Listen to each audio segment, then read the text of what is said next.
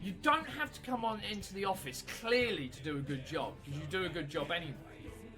But the idea, the thought and the anxiety of coming into the office is so crippling that surely it's just going to be a distraction and you're not going to actually get a lot of work done. If your work are that set on you coming back to the office, then maybe they pay for your therapy. I know that sounds kind of shitty. You can't put someone just in the situation that makes them anxious to try and get rid of the anxiety. It doesn't work. All that happens is you just make them more anxious. And you raise their adrenaline and noradrenaline and stuff like that. That's what leads to heart attacks and strokes and all this sort of shit. That's why stress is so bad for you, because our bodies don't know how to deal with it. You're going to make a bunch of highly anxious people come back into a situation that's going to give them more anxiety and make them more anxious. So they're going to do less work and they're going to be less productive. It seems counterintuitive. I took my meds exactly the right time last night. I took the right amount of them. It was fucking glorious. I woke up this morning. I woke up early. Yes, I woke up at like 7 and my alarm goes off at like... I think I woke up at like 6:30, 7. My alarm goes off at 8. But by the time 8:30 came around, like 9 o'clock, I was awake. I felt awake. I wasn't really groggy. I wasn't really like run down. It was brilliant.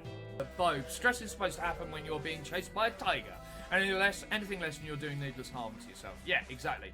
That's basically why stress causes heart failure, because our bodies haven't evolved. Our fight or flight hasn't evolved to deal with the stresses of work.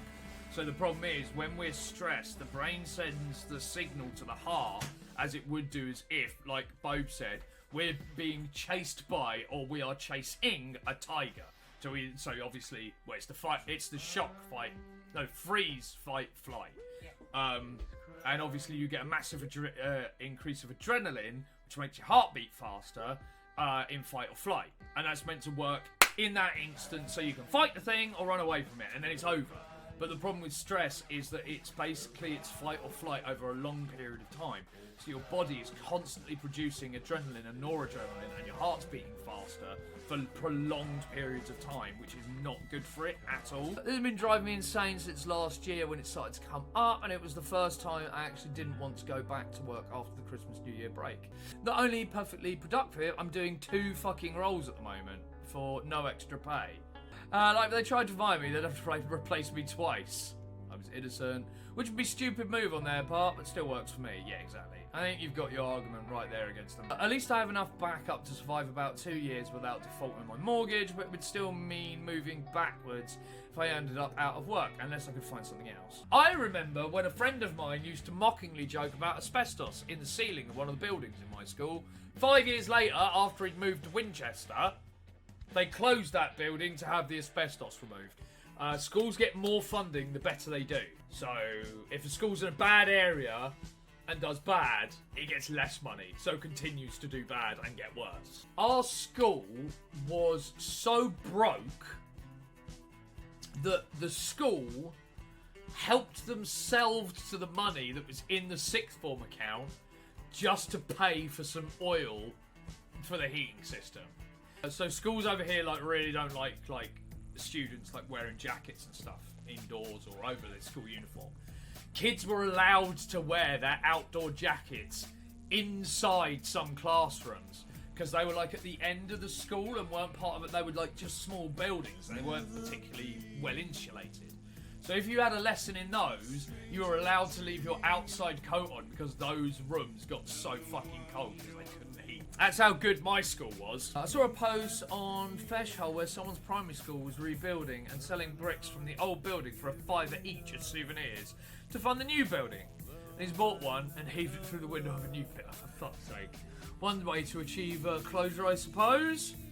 Let me tell you about the arson bouncy castle king of Australia. Legend. Not that I advocate vandalism like that, but it's got poetry. This guy had a bouncy castle rental company and he wanted it to be the #1 on Google. So rather than hire an SEO, he hired an arsonist, paid them $2k a pop. Frankly, sounds astonishingly competitive, to burn his competitors to the fucking ground. That's insane! I'd say Safaring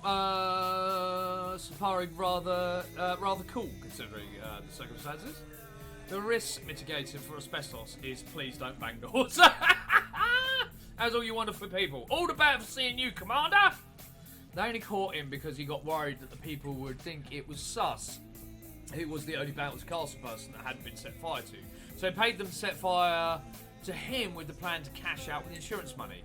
And the firebug he hired bombed him in. Jesus, way to run a business.